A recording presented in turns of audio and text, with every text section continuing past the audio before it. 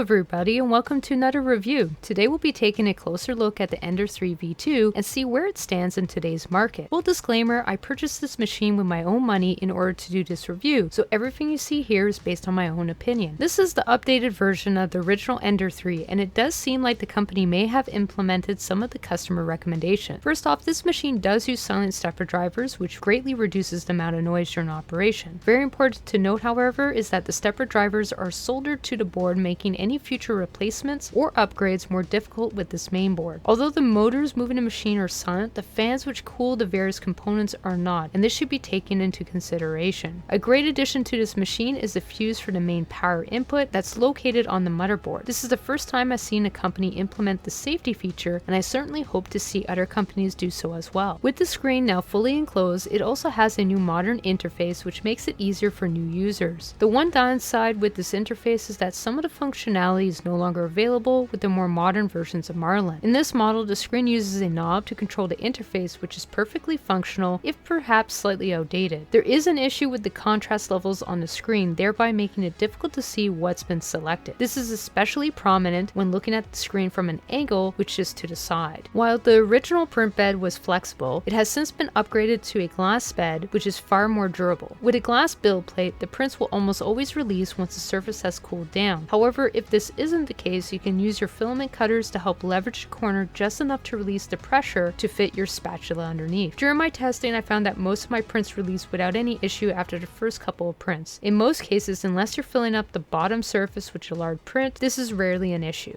Like most machines which use a very basic hot end, this one uses one which is prone to heat creep at around 230 degrees. I highly recommend upgrading the standard Bowden tube with a Capricorn one to help prevent any issues in the future. Because of the current mounting design, it's fully compatible with the Micro Swiss all-metal hot end and doesn't require any modifications other than a firmware change. Creality has since released the Creality Sprite extruder upgrade, which is supposed to be compatible with this machine. Since I have yet to test this particular upgrade, I cannot say whether it's worthwhile. The cable for the hot end does tend to get caught if it isn't properly secure. In my case, I simply used a zip tie to fix the issue by attaching it to the adjustment screw of the extruder feeder. The power supply is incorporated into the base of the machine, unlike the original Ender 3. It's also been upgraded to a genuine mean wall power supply, which makes it more reliable and safer. Unfortunately, this machine in particular uses tin connections, which I would highly recommend you replace since they could pose a safety hazard. Like most of these companies' machines, this one in particular does have properly functioning thermal runaway protection enabled. The only ventilation for the power supply is where the intake fan is located, and it's something I would like to see revised in the future. All the components, although they're properly contained, are fairly segmented in their locations. For instance, the power supply has its own enclosure as well as the motherboard. While this isn't really a problem, it can be inconvenient when doing repairs since you have to open two different compartments within the base of the machine. This machine only uses one Z-axis, which is fine with this particular set of features. If you're looking at a direct extruder, however, you want to upgrade to a dual Z-axis setup since the X carriage is very easy to move. Because this machine comes with a Bowden tube setup, most of the weight is taken off the X carriage, and this hasn't been an issue for me as of yet. So how would I rate this machine overall? Well, I've used this exact model for both my contract work as well as my own personal projects for well over a year now, and I can say I'm very pleased with its operation. Other than some minor tweaks, it's been my go-to machine for anything that fits its build size. It's for this reason that I give it a solid 8 out of 10. For the price, it's well worth the money, and I've actually been debating whether or not to pick up a second one. But is this the best that this machine has to offer? Well, I'm going to be doing a series of upgrades to see which ones might be worth it and comparing it to the newer release, so keep an eye out for those videos. I've started creating downloadable support files and mods for the machines I've reviewed, so if you're looking for some additional information, I would suggest you follow the link in the description below. Thank you for watching, and I hope to see you guys again soon. Thank you and take care.